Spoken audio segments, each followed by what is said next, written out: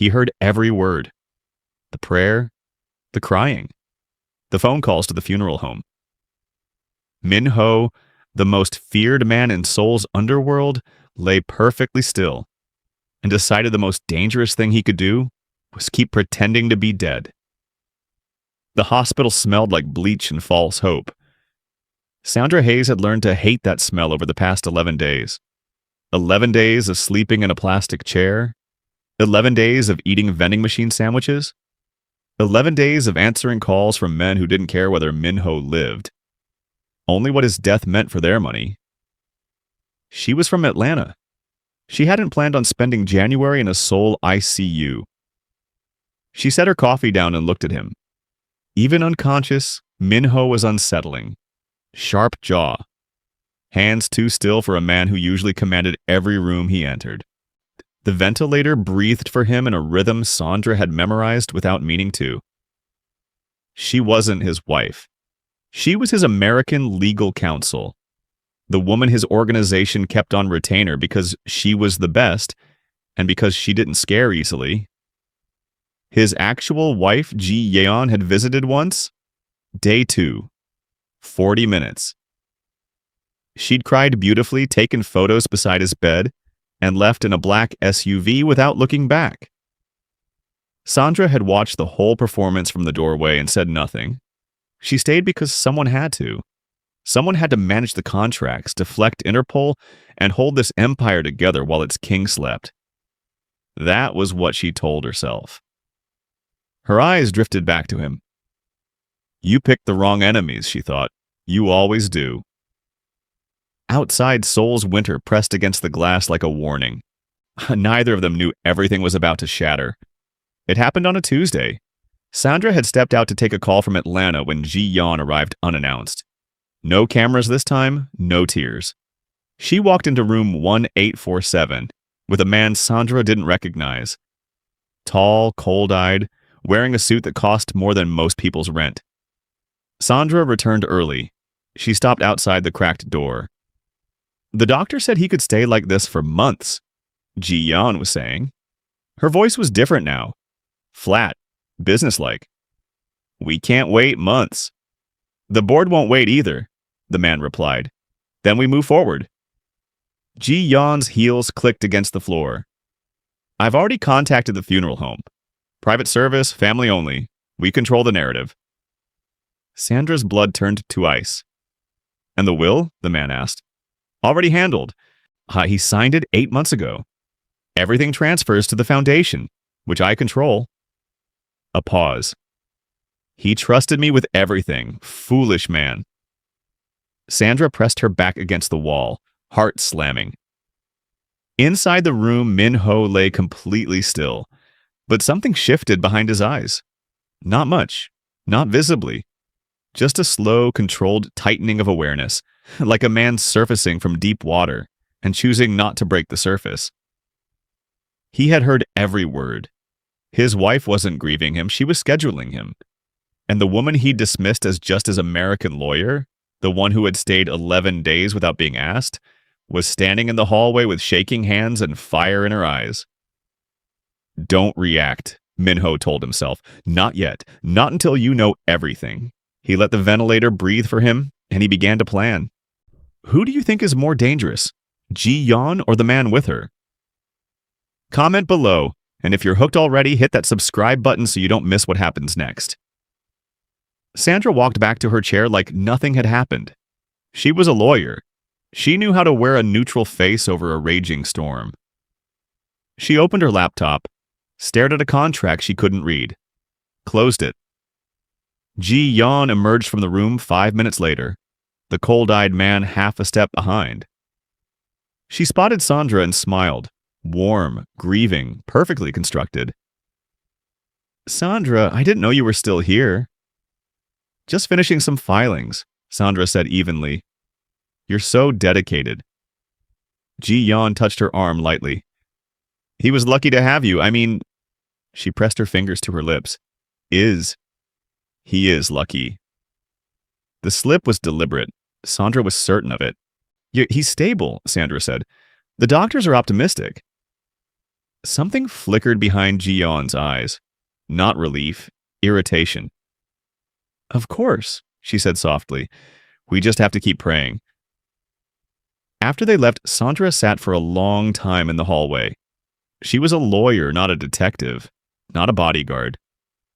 She billed by the hour, and she had an apartment in Midtown Atlanta and a cat named Roosevelt, and a life that had nothing to do with Korean crime empires and fake grieving wives. She should call her firm, report what she'd heard, walk away. She stood up, walked to the door of 1847, pushed it open. Minho lay still, breathing, existing. Sandra pulled her chair close to the bed and sat down. I don't know if you can hear me, she said quietly, but something is very wrong. And until I figure out what, I'm not going anywhere. The monitor beeped steadily. She could have sworn his hand moved, just slightly. The next morning, Sandra arrived to find her access badge had been flagged. A hospital administrator, nervous, sweating, met her at the elevator. Mrs. Young has requested that non-family visitors be restricted to approved hours. Sandra stared at him. I'm his legal counsel. I have power of attorney for his business affairs. Yes, but pull up his retainer agreement. Page 4, paragraph 7. Sandra's voice was Atlanta steel wrapped in silk. I have unrestricted access to my client in any medical facility. Unless you want the lawsuit filed by noon, I suggest you fix my badge right now. Her badge was fixed by 9 a.m., but the message was clear. Ji-yeon was tightening the walls. Sandra set up a proper workstation in the corner of room 1847. Laptop, files, 2 phones. If Ji-yeon wanted a war of proximity, she'd get one. She worked through the morning in silence. Around noon, she muttered, mostly to herself, Your wife just tried to lock me out. Unsuccessfully, obviously, but still. Rude. The monitor beeped. Sandra glanced up. Minho's fingers had moved. She was sure of it this time. She set down her pen slowly, walked to the bedside, leaned close. Minho, she said carefully. If you can hear me, blink once. Silence. Then one slow, deliberate blink. Sandra gripped the bed rail to keep her knees from buckling. Okay, she whispered. Okay, so you're in there. Her voice dropped lower. And you heard her, didn't you? One blink. Sandra straightened up, looked at the door, looked back at him. Then we need to be very careful, she said, because you and I just became each other's only allies in this building. That night, Sandra didn't sleep. She pulled every document Minho's organization had ever filed through her firm. Incorporation records, asset transfers, the foundation Ji-yeon controlled. What she found made her stomach drop. 8 months ago, exactly as Ji-yeon had said, Minho had signed a sweeping amendment to his estate documents. Everything redirected to the Young Family Foundation. Ji-yeon as sole trustee. But something was wrong with the signature. Sandra had notarized dozens of Minho's documents. She knew his signature as aggressive, slanted, pressed hard into the paper like a man who signed things daring them to argue back. This signature was soft, hesitant, almost gentle. She photographed it. I sent it to a forensic document specialist in New York she'd used on a forgery case 3 years ago. Then she went back to room 1847. I found the will, she told him quietly. The signature doesn't look right to me, but I need to ask you directly. She held up her phone, showing him a photo of the document. Did you sign this? 2 blinks. Number.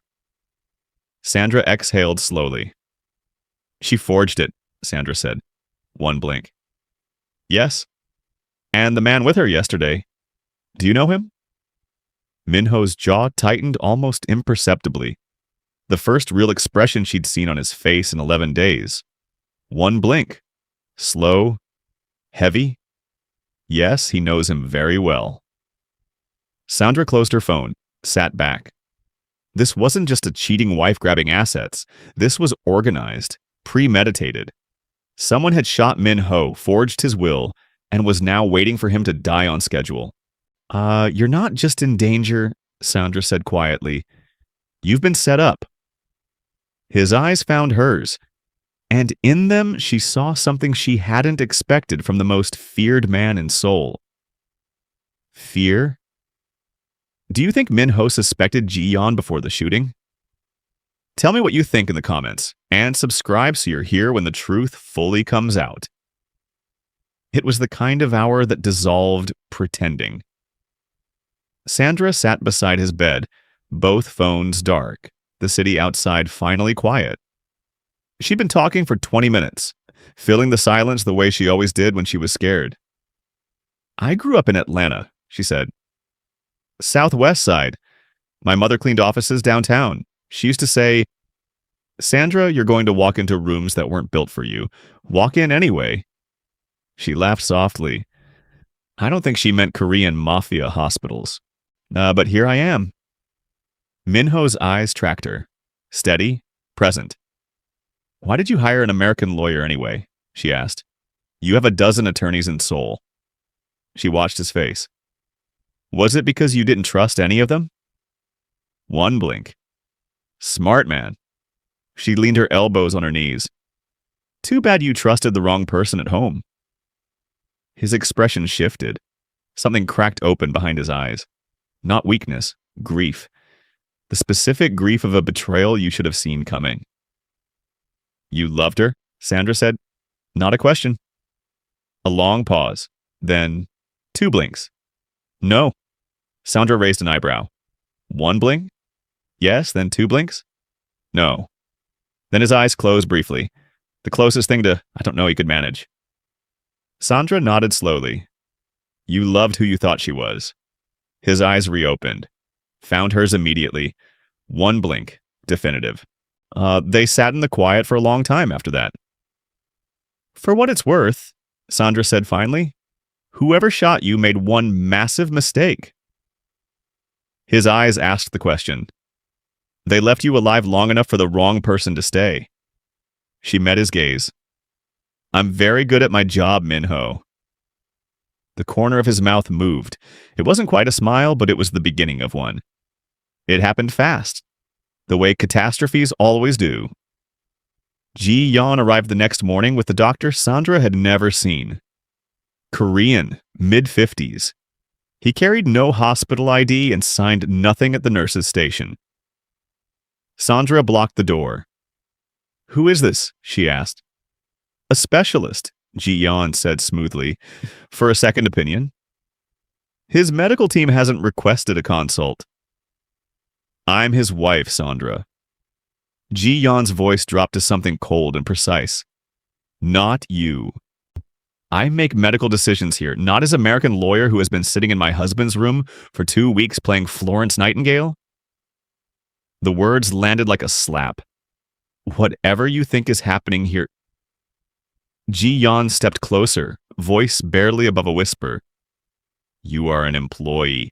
You are hired help. And if you interfere with my husband's care one more time, I will have you disbarred, deported, and destroyed. Are we clear? Sandra didn't move. The fake doctor tried to step past her. She held her ground. No one enters this room without cleared hospital credentials. That's not personal preference. That's Korean medical privacy law. Article 21, subsection 4. Would you like me to call the hospital's legal department? A standoff. 30 seconds that felt like 30 years. Ji-yeon smiled. Beautiful, glacial. Oh, enjoy your last few days here, Sandra. She turned. Come. They left. Sandra stood in the doorway, shaking. She turned to Minho. His eyes were burning. I know, she said tightly. I know. She pressed her hand flat against her sternum, steadying her breath. She just told me exactly how scared she is. 1 blink. Which means we're running out of time. That evening, Sandra made 3 calls. The first, to her forensic contact in New York. The signature analysis was confirmed. The will was forged. The second, to a detective she'd worked with on a Seoul corporate espionage case. Within 2 hours, he confirmed the cold-eyed man's identity. Park Sung-jae, Ji-yeon's childhood sweetheart, the man who had disappeared from her life 8 years ago, right around the time she married Minho. The third call, to Minho's most loyal lieutenant, a man named Kang who had called Sandra's office 11 times since the shooting and been professionally stonewalled each time. "Mr. Kang," Sandra said, "my name is Sandra Hayes. I'm Minho's attorney. I need you to listen very carefully." She told him everything? Then she went back to room 1847 and sat beside the bed in the dark. "Help is coming," she said quietly. "Kang is moving tonight. The evidence goes to prosecutors in the morning. Ji-yeon will be taken in for questioning before she can do anything else." She watched his face. "You could have revealed yourself at any time," she said slowly. "You were never as deep under as you let everyone think. The locked-in presentation, and it was a performance." His eyes didn't deny it.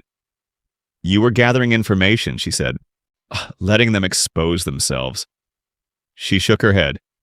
"That's either the smartest thing I've ever seen or the most reckless." One blink. Then what she'd learned was his almost smile. Sandra looked at their hands, hers resting on the rail, his inches away. "When this is over," she said softly, "what happens to you?" He held her gaze for a long moment. Then, with visible effort, his fingers moved, crossed the distance, and covered hers. "Could you stay for someone who couldn't speak but chose you anyway?" Drop your answer below and subscribe because the finale is everything. Minho spoke for the first time on a Thursday morning. Not to the doctors, not to the police who arrived with Kang at 7 a.m. Not even to the hospital administrator who nearly fainted when his supposedly comatose patient sat up and asked for water. And he spoke to Sandra. She had stepped into the hallway when the room filled with people. She was standing at the window looking at Seoul's skyline when she heard the door open behind her. Slow footsteps. Unsteady but deliberate. She turned. Minho stood in the doorway. IV removed, hospital gown replaced with a shirt Kang had brought, dark eyes fully alert. He looked like a man who had walked through fire and was still deciding what to burn next. "You stayed," he said. His voice was rough from the ventilator, low, real. "You needed a lawyer," Sandra said. "I needed someone who wouldn't leave." He held her gaze. "There's a difference." She swallowed. "How long were you actually conscious?" Day 4. Day 4. She exhaled. "You let me talk to you for days." "You said honest things," he said simply. "I hadn't heard honest things in a long time." Ji-yeon was arrested that morning. Park Sung-jae by afternoon. The forged will was dissolved. The attempted murder charge, based on evidence Minho had been quietly recording through the room's system since day 5, was airtight. The empire didn't fall. It pivoted.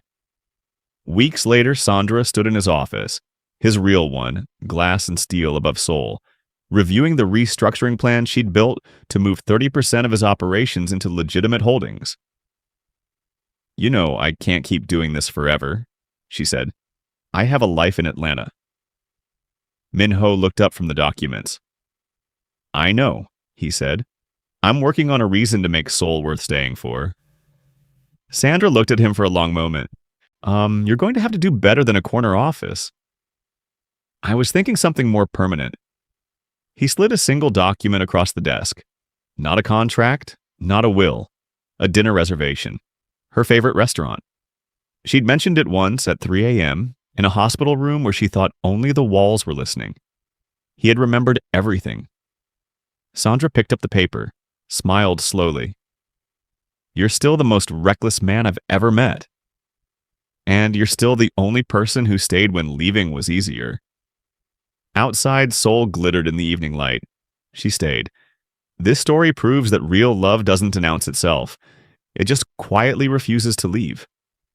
Did you see this ending coming? Tell me in the comments.